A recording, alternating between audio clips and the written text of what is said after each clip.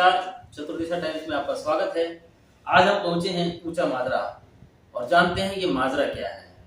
समस्याओं का गढ़ है तो सबसे बड़ी समस्या कौन सी है? आइए जानते हैं पटौदी के ही निवासी और जिन्होंने देश की सेवा और अब वो समाज की सेवा में तत्पर हैं और दिन रात जो समाज सेवा कर रहे हैं। और इनकी धर्मपत्नी निशा जी समाज सेविका का एक ऐसा चेहरा है जो किसी भी नाम का मोहताज नहीं है। इससे पहले कि हम उनके बारे में कुछ बात करें, आइए पहले हम फौजी साहब से रूबरू हो लेते हैं। नमस्कार सर। नमस्कार, मैं रोहतास सिंह पटौदी से। तो आप सभी लोगों को, आपके चैनल को, सभी लोगों को, देखने वाले को बहुत बहुत नमस्कार। रोहतास जी, जैसा कि हमें मालूम है और हमारे क्षेत्रवासी को गर्व है आप किस क्षेत्र में, किस सेवा में?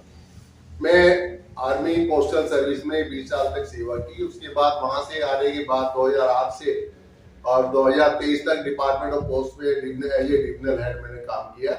और उसके बाद अपने रिटायरमेंट के बाद मैंने सोचा कि क्यों ना अभी रिटायरमेंट के बाद समाज की सेवा की है, तो समाज की जो भी समस्या है उनको ध्यान में रखते हुए उनका निराकरण मैं करता हूँ। और मेरी जो धर्मपत्नी है उनके साथ लग के हम दोनों समाज सेवा में लगे हुए हैं। अभी वो अपने राजनीति में भी हिस्सा ले रही है ताकि समाज की सेवा बड़े स्तर पर हम कर सके, जो समाज की समस्याएं, बुराई है उनका निराकरण कर सके। तो रुदा जी, हमें एक और जानकारी मिली है कि आप तो एडवोकेट भी हैं पेशे से। हाँ, जब मैं सर्विस में था तो मैंने इवनिंग लॉ सेंटर 2 में आत्माराम सनातन धर्म कॉलेज दिल्ली में, जब मैं दिल्ली में पोस्टेड था एयरफोर्स के साथ, तो मैंने इवनिंग कॉलेज में वहां से LLB भी की है। सर, शरीफ लोगों का राजनीतिक क्षेत्र में आना ये देश के हित में तो है, समाज के हित में तो है, लेकिन माना जाता है कि शरीफ लोगों का राजनीतिक क्षेत्र में आना किसी भी खतरे से खाली नहीं। कितना सही मानते हैं, कितना गलत मानते हैं? आपके अपने विचार क्या है?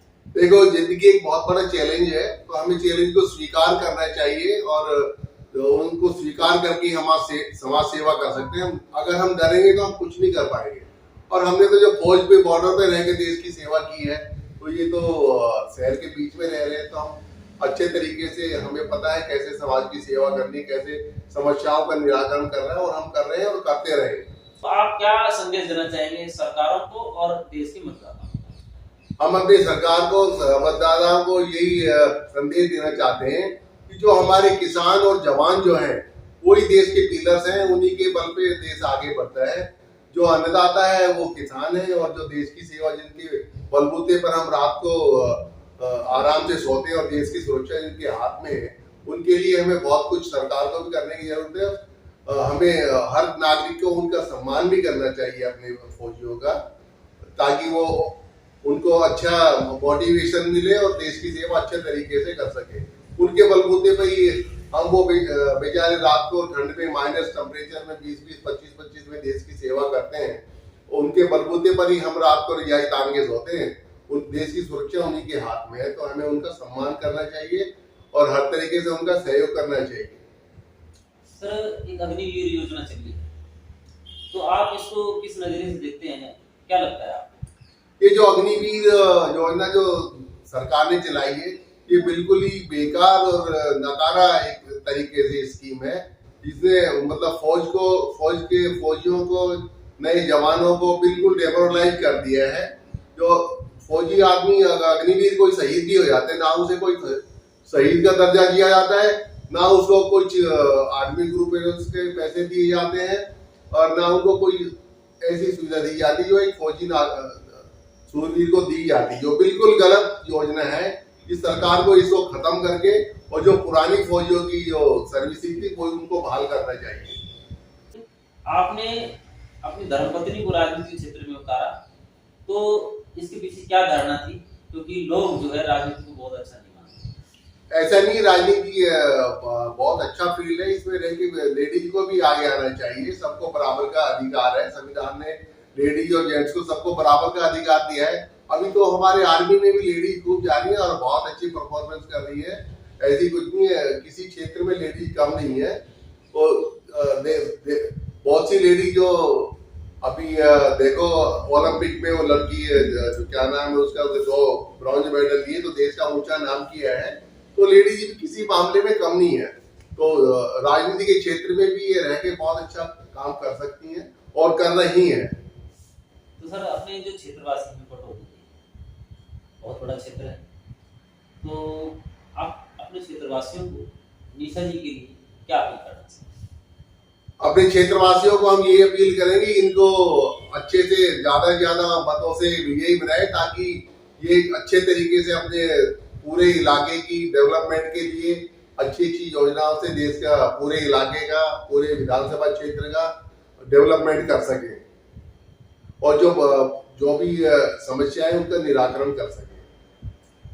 सर, देश के अंदर हिंदू मुस्लिम का राग अलाप दिया जाता है चुनावों के जैसे ही नजदीक आते हैं, तो देशवासियों के अंदर आपसी सद्भाव, प्रेम, विश्वास, भरोसा और ये जो अपनेपन की भावनाएं जो घट रही है वापस बढ़ने लग जाए, इसके लिए आप ऐसा क्या संदेश देना चाहेंगे, क्योंकि नजदीक में स्वतंत्रता दिवस भी है?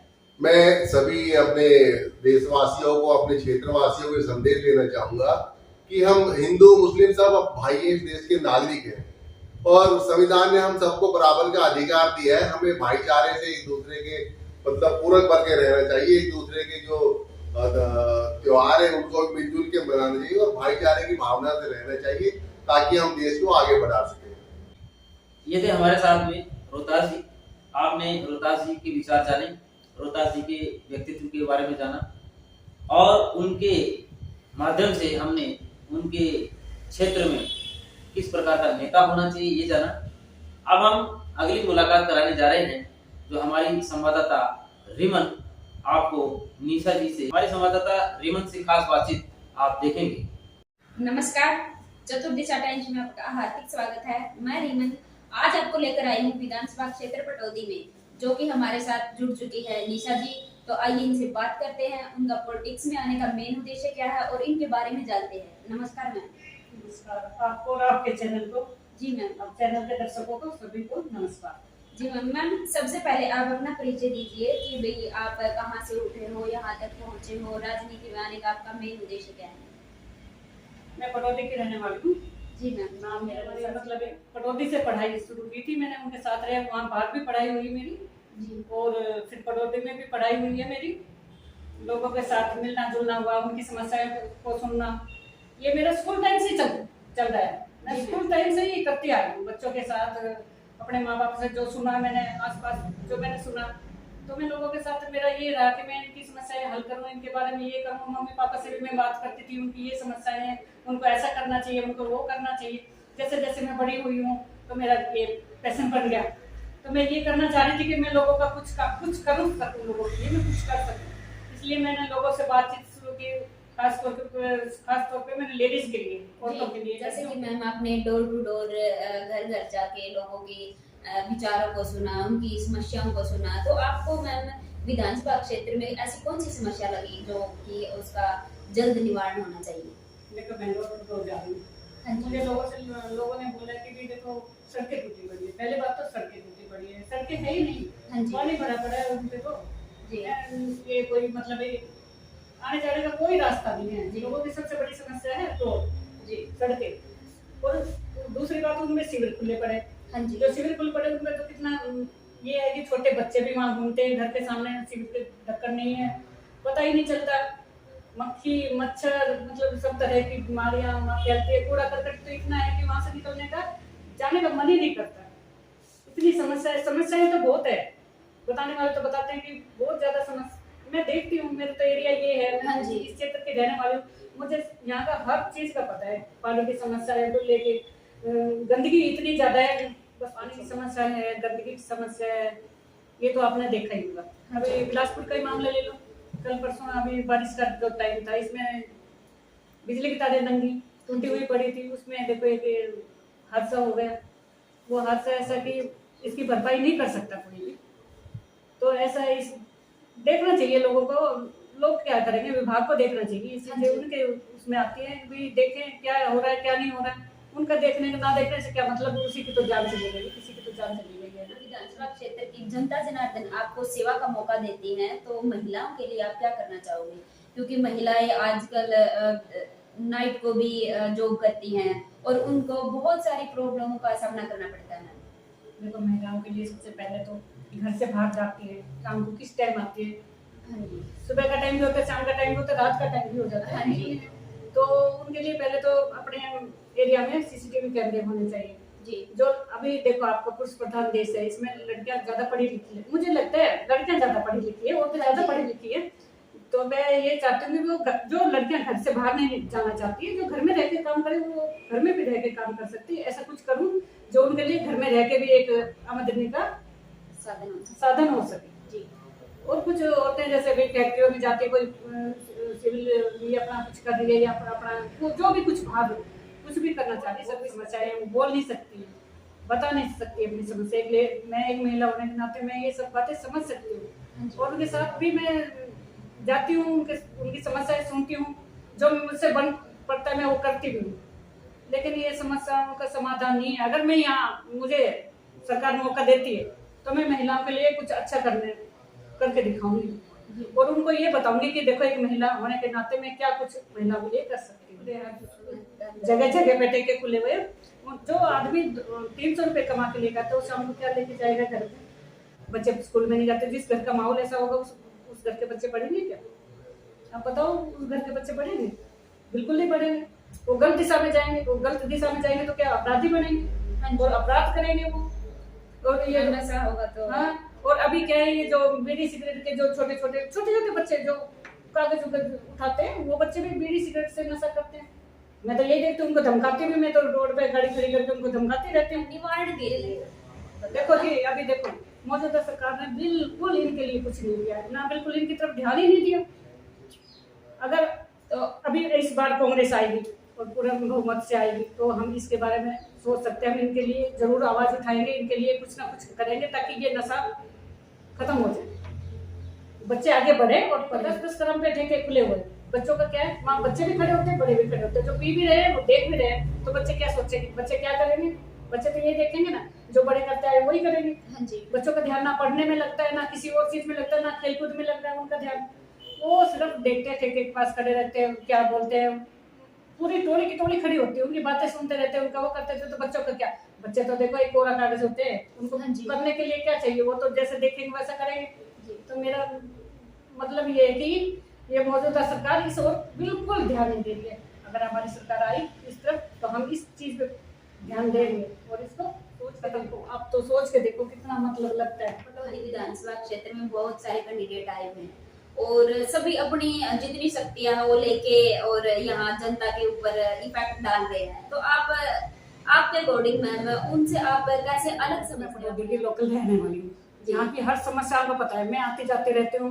मेरे यहाँ 132 गाँव है, ऐसा कोई गाँव नहीं है जो मैं वहाँ तक नहीं पहुँची हूँ। कोई ना कोई कहीं ना कहीं देखो रिश्ता होता है, कहीं कुछ होता है, कहीं ऐसे एक दूसरे के मैं जाती रहती हूँ। तो मुझे यहाँ की समस्याओं के बारे में पता है, अच्छी तरह से पता है, तो इसलिए मैं इन समस्याओं का हल करवा सकती हूँ। और रही बात ये कि भी मैं क्यों आना चाहती हूँ, मैं आना, देखो हमारे देश की प्रधानमंत्री सबसे पहले इंदिरा गांधी जी, उनको ही देख लो, एक महिला थी, उन्होंने देश के लिए क्या क्या इतिहास रच दिया उन्होंने। ये बहन कुमारी शैलजा जी, तो इनसे प्रेरित होके तो हम ये काम करेंगे ना, तो हम ये काम कर रहे हैं। और ऐसा काम देखो, मैं इतिहास रच दूंगी, मैं भी इतिहास रच दूँ, अगर मैं इसमें आई ना तो मैं भी ऐसा इतिहास रच दूंगी, लोग बात बोलेंगे भी हाँ ये है काम। तो मैं ये काम करना चाहती हूँ। आदिवासियों को आप क्या मैसेज देना चाहोगे? देखो, मैं अपने क्षेत्रवासियों से यही कहना चाहूंगी, समझदारी से काम ले जी। जो भी कैंडिडेट जो भी आए देखिए अच्छा सच्चा क्या है, हाँ जी, उन्हीं को चुने, चाहे किसी को भी टिकट मिले उन्हीं को चुनो जो आपके लिए कुछ कर सके। हाँ जी, हाँ जी। आपकी बात पूरे बहुमत से कांग्रेस आनी चाहिए। पटौदी के क्षेत्रवासियों, मैं आप सब लोगों से एक अपील करना चाहती हूँ। अपील बहुत छोटी सी है, मेरी अपील है पटौदी विधानसभा के सभी मतदाताओं से, चुनाव बहुत नजदीक है, आप जिसे जिताने के लिए वोट करते हो उसे जिताने के बाद आप हार महसूस ना करें। इसके लिए आपको अपना वोट बहुत समझ कर देना होगा। होता क्या है कि हम वोट दे देते हैं और जिता भी देते हैं, लेकिन वोट देने के बाद वो जीत जाता है और हम हार जाते हैं। और ये सिलसिला पता नहीं कब से चला आ रहा है और जनता को छल दिया है। सभी क्षेत्रवासियों को, अपनी पटौदी क्षेत्रवासियों को बधाई और शुभकामनाएं देती हूँ।